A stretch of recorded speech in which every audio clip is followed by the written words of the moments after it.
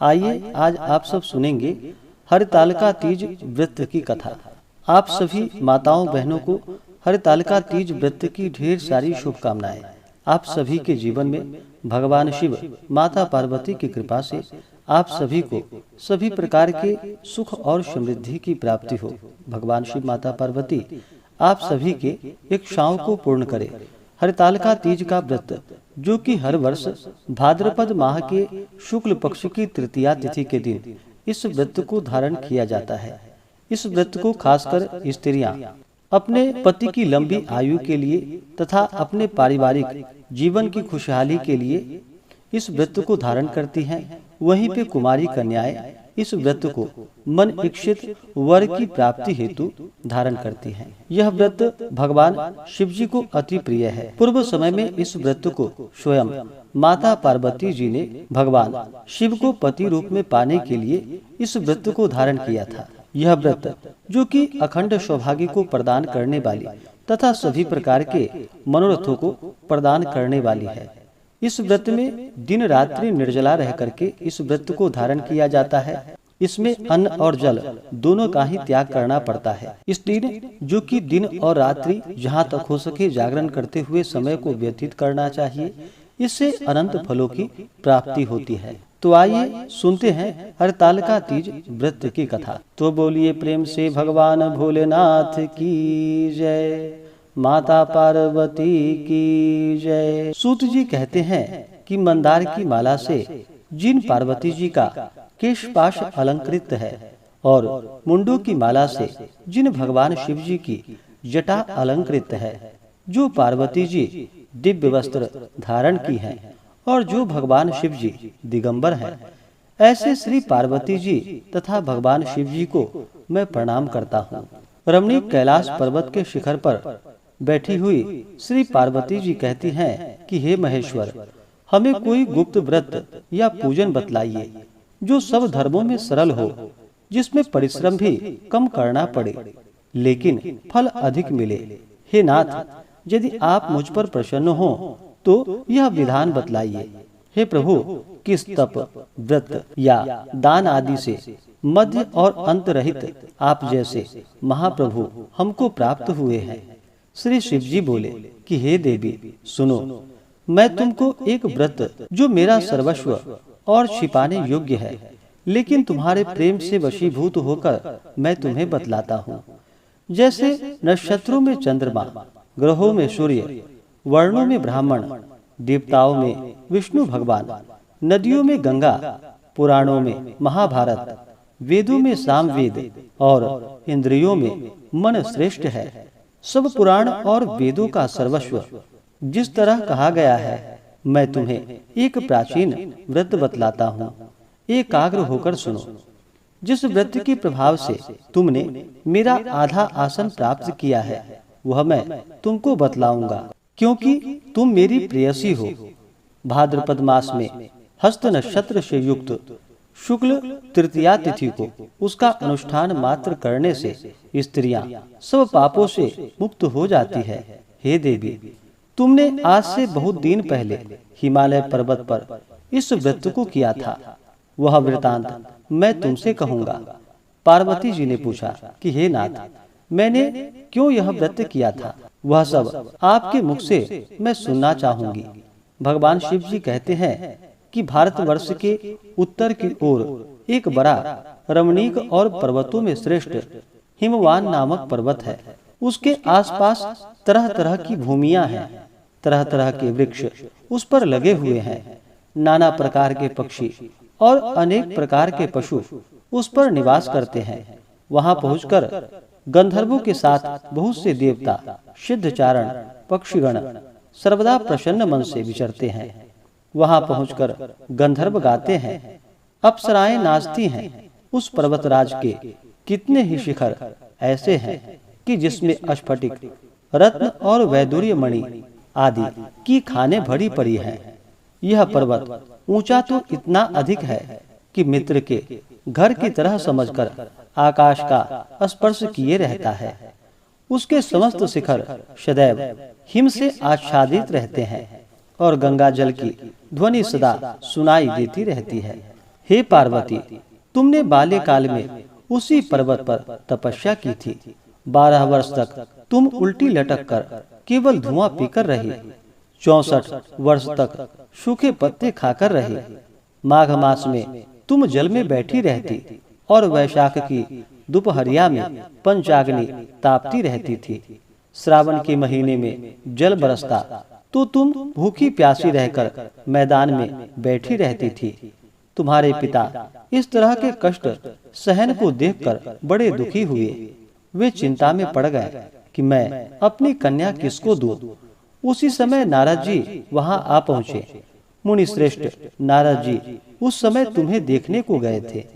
नारद को देखकर गिरि ने अर्घ्य, पाद्य, आसन आदि देकर उनकी पूजा की और कहा कि हे स्वामी, आप किस लिए आए हैं? मेरा अहोभाग्य है, आपका आगमन मेरे लिए अच्छा है। नारद जी ने कहा कि हे पर्वतराज, सुनो, मैं विष्णु भगवान का भेजा हुआ आपके पास आया हूँ। आपको चाहिए कि यह कन्या रत्न किसी योग्य वर को दें। भगवान विष्णु के समान ब्रह्मा, इंद्र और शिव इनमें से कोई नहीं है। इसलिए मैं यही कहूँगा कि आप अपनी कन्या भगवान विष्णु को ही देवे। हिमवान ने कहा कि भगवान विष्णु स्वयं मेरी कन्या ले रहे हैं और आप यह संदेश लेकर आए हैं, तो मैं उन्हें अपनी कन्या दूंगा। हिमवान की इतनी बात को सुनकर मुनिराज नारद आकाश में विलीन हो गए। वे पीताम्बर, शंख चक्र और गदाधारी भगवान विष्णु के पास पहुँचे। वहां हाथ जोड़कर नारद जी ने भगवान विष्णु से कहा कि हे देव, सुनिए, मैंने आपका विवाह पक्का कर दिया है। उधर हिमवान ने पार्वती के पास जाकर कहा कि हे पुत्री, मैंने तुम्हें भगवान विष्णु को दे डाली। तब पिता की बात सुनकर तुम बिना उत्तर दिए ही अपनी सखी के घर चली गई। वहीं जमीन पर पड़कर तुम बड़ी दुखी होती हुई विलाप करने लगी। तुमको इस तरह विलाप करते हुए देखकर सखी ने पास आकर कहा कि हे देवी, तुम क्यों इतना दुखी हो? इसका कारण बतलाओ। तुम्हारी जो कुछ इच्छा होगी मैं यथाशक्ति उसको पूरा करने की चेष्टा करूंगी, इसमें कोई संशय नहीं है। पार्वती जी बोली, मेरी जो कुछ अभिलाषा है उसे तुम प्रेम पूर्वक सुनो। मैं एकमात्र शिव जी को अपना पति बनाना चाहती हूँ, इसमें कुछ भी संशय नहीं है। मेरे इस विचार को पिताजी ने ठुकरा दिया है, इससे मैं अपने शरीर को त्याग दूंगी। पार्वती जी की इस बात को सुनकर सखियों ने कहा कि शरीर का त्याग न करो, चलो किसी ऐसे वन को चले जहाँ पिता को पता न लगे। ऐसी सलाह कर तुम वैसे वन में जा पहुंची। उधर तुम्हारे पिता घर घर तुम्हें खोजने लगे। दूतों द्वारा भी खबर लेने लगे कि कौन देवता या किन्नर मेरी पुत्री को हर कर ले गया है। उन्होंने मन ही मन कहा, मैं नारद जी के आगे प्रतिज्ञा कर चुका हूँ कि अपनी पुत्री भगवान विष्णु को ही दूंगा। ऐसा सोचते सोचते हिमवान मूर्छित होकर गिर गए। गिरिराज को मूर्छित देखकर सब लोग हाहाकार करते दौड़ पड़े। जब होश हुआ तो सब पूछने लगे कि हे गिरिराज, आप अपनी मूर्छा का कारण बतलाइए। हिमवान ने कहा कि आप लोग मेरे दुख का कारण सुने, न मालूम कौन मेरी कन्या को हर कर ले गया है। ऐसा नहीं हुआ तो उसे किसी काले सर्प ने काट लिया है या उसे सिंह खा गए होंगे। हाय हाय, मेरी बेटी कहाँ चली गई? किसी दुष्ट ने मेरी पुत्री को मार डाला। ऐसा कहवे वायु के झोंके से कांपते हुए वृक्ष के समान कांपने लगे। इसके बाद हिमवान तुम्हें वन वन खोजने लगे। वह वन भी सिंह, भालू, हिंसक जंतुओं से बड़ा भयानक हो रहा था। तुम भी अपनी सखियों के साथ उस भयानक वन में चलती चलती एक ऐसे जगह जा पहुंची जहाँ एक नदी बह रही थी। उसी के रमणीय तट पर एक बड़ी सी कंदरा थी। तुमने उसी कंदरा में आश्रम बना लिया और मेरी एक बालुकामयी प्रतिमा बनाकर अपनी सखियों के साथ निराहार रहकर मेरी आराधना करने लगी। जब भाद्रपद शुक्ल पक्ष की हस्तयुक्त तृतीया तिथि प्राप्त हुई, तब तुमने मेरा विधिवत पूजन किया और रात भर जागकर गीत वाद्यादि से मुझे प्रसन्न करने में बिताया। उस व्रतराज के प्रभाव से मेरा आसन डगमगा उठा, जिससे मैं तत्काल उस स्थान पर जा पहुंचा जहां पर तुम अपनी सखियों के साथ रहती थी। वहां पहुंचकर मैंने तुमसे कहा कि मैं तुम पर प्रसन्न हूँ, बोलो क्या चाहती हो।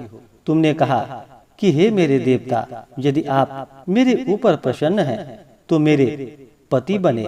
मेरे तथास्तु कहकर कैलाश पर्वत पर वापस आने पर तुमने वह प्रतिमा नदी में प्रवाहित कर दी और सखियों के साथ उस महाव्रत का पारण किया। हिमवान भी तब तक उस वन में तुम्हें खोजते खोजते आ पहुँचे। चारों दिशाओं में तुम्हारी खोज करते करते वे व्याकुल हो चुके थे, इसलिए तुम्हारे आश्रम के समीप पहुंचकर ही गिर पड़े। थोड़ी देर बाद उन्होंने नदी के तट पर 2 कन्याएं देखी। देखते ही उन्होंने तुम्हें गले से लगा लिया और विलख विलख कर रोने लगे। फिर पूछा कि हे पुत्री, तुम सिंह, व्याघ्र आदि जंतुओं से भरे इस वन में क्यों पहुंची? पार्वती जी ने उत्तर दिया कि हे पिताजी, मैंने पहले ही अपने आप को भगवान शिव जी के हाथों सौंप दिया था। आपने मेरी बात टाल दी, इससे मैं यहाँ चली आई। हिमवान ने संतावना दिया कि हे पुत्री, मैं तुम्हारी इच्छा के विरुद्ध कुछ न करूँगा। तुम्हें अपने साथ लेकर घर आए और मेरे साथ तुम्हारा विवाह कर दिए। इसी से तुमने मेरा अर्ध आसन प्राप्त किया। तब से आज तक किसी के सामने मुझे यह व्रत प्रकट करने का अवसर प्राप्त नहीं हुआ था। हे देवी, मैं यह बताना चाहता हूँ कि इस व्रत का हरतालिका नाम क्यों पड़ा। तुमको सखियां हर कर ले गई थी, इसी से हरतालिका तीज नाम पड़ा। इस पर पार्वती जी ने कहा कि हे प्रभु, आपने नाम तो बताया, अब इसकी विधि भी बतलाइए। इसका क्या पुण्य है, क्या फल है, यह व्रत कौन करे? श्री शिव जी पार्वती जी से कहते हैं कि हे देवी, मैं स्त्री जाति की भलाई के लिए यह उत्तम व्रत बतलाता हूँ। जो स्त्री अपने सौभाग्य की रक्षा करना चाहती हो, वह यत्न पूर्वक इस व्रत को करे। पहले कदली के खंभे आदि से सुशोभित एक सुंदर मंडप बनावे। उसमें रंग बिरंग के रेशमी कपड़ों से चंदवा लगाकर चंदन आदि सुगंधित द्रव्यों से वह मंडप लिपवावे। फिर शंख, भेरी, मृदंग आदि बजाते हुए बहुत से लोग एकत्रित होकर तरह तरह के मंगलाचार करते हुए उस मंडप में पार्वती जी तथा शिव जी की प्रतिमा स्थापित करे। उस रोज दिन भर उपवास कर बहुत से सुगंधित फूल, गंध और मनोहर धूप, नाना प्रकार के नैवेद्य आदि एकत्र कर मेरी पूजा करे और रात भर जागरण करे। ऊपर जो वस्तुएं गिनाई गई हैं, उसके अतिरिक्त नारियल, सुपारी, जमीरी नींबू, लौंग, अनार, नारंगी आदि जो जो फल प्राप्त हो सके उन्हें इकट्ठा कर ले। उस ऋतु में जो फल तथा फूल मिल सके विशेष करके रखे। फिर धूप दीप आदि के द्वारा निम्नलिखित मंत्रों का उच्चारण करता हुआ पूजन करे। इसके बाद शिवायै, शिव रूपिण्यै, यहाँ से लेकर प्रसन्ना भव पार्वती तक मंत्रों का उच्चारण करे, जिसका अर्थ इस प्रकार है कि हे शिवे, हे शिव रूपिणी, हे मंगले, सब अर्थों को देने वाली हे देवी, हे शिवे, शिव रूपिणी, हे मंगले, सब अर्थों को देने वाली हे देवी, हे शिव रूपे, आपको नमस्कार है। हे शिव रूपे, आपको नमस्कार है। हे शिवे, आपको सदा के लिए नमस्कार है। हे ब्रह्म रूपिणी, आपको नमस्कार है। हे जगत धात्री, आपको नमस्कार है। हे सिंह वाहिनी, संसार के भय से भयभीत मुझ दीन की रक्षा करो। इस कामना की पूर्ति के लिए मैंने आपकी पूजा की है। हे पार्वती, मुझे राज्य और सौभाग्य दो, मुझ पर प्रसन्न हो। इन्हीं मंत्रों से पार्वती जी तथा शिव जी की पूजा करे। तदंतर विधि पूर्वक कथा सुने और ब्राह्मण को वस्त्र, गौ, स्वर्ण आदि देवे। इस तरह एक चित्त होकर स्त्री पुरुष दोनों एक साथ पूजन करे, फिर वस्त्र आदि जो कुछ हो उसका संकल्प करे। हे देवी, जो स्त्री इस प्रकार पूजन करती है वह सब पापों से छूट जाती है और उसे 7 जन्म तक सुख तथा सौभाग्य प्राप्त होता है। जो स्त्री तृतीया तिथि को व्रत न कर अन्न भक्षण करती है तो वह 7 जन्म तक बंध्या रहती है और उसको बार बार विधवा होना पड़ता है। वह सदा दरिद्री, पुत्र शोक से व्याकुल, स्वभाव की लड़ाकी, सदा दुख भोगने वाली होती है और उपवास न करने वाली स्त्री अंत में घोर नरक में जाती है। तीज को अन्न खाने से शुकरी, फल खाने से बंदरिया, पानी पीने से जोंक, दूध पीने से सांपिनी, मांसाहार करने से बाघिन, दही खाने से बिल्ली, मिठाई खाने से चींटी और सब खाने से मक्खी होती है। उस रोज सोने से अजगरी और पति को धोखा देने से मुर्गी होती है। इसलिए हर स्त्रियां व्रत अवश्य करे। दूसरे दिन स्वर्ण, चांदी, तांबा, बांस के पात्र में अन्न भरकर ब्राह्मण को दान दे और पारण करे। जो स्त्री इस प्रकार व्रत करती है वह मेरे समान पति पाती है और वह जब मरने लगती है तो तुम्हारे समान उसका रूप हो जाता है। उसे सब प्रकार के सांसारिक भोग और सायुज्य मुक्ति मिल जाती है। इस हरितालिका की व्रत कथा मात्र सुन लेने से प्राणी को 1000 अश्वमेध और सैकड़ों वाजपेयी यज्ञ करने का फल प्राप्त होता है।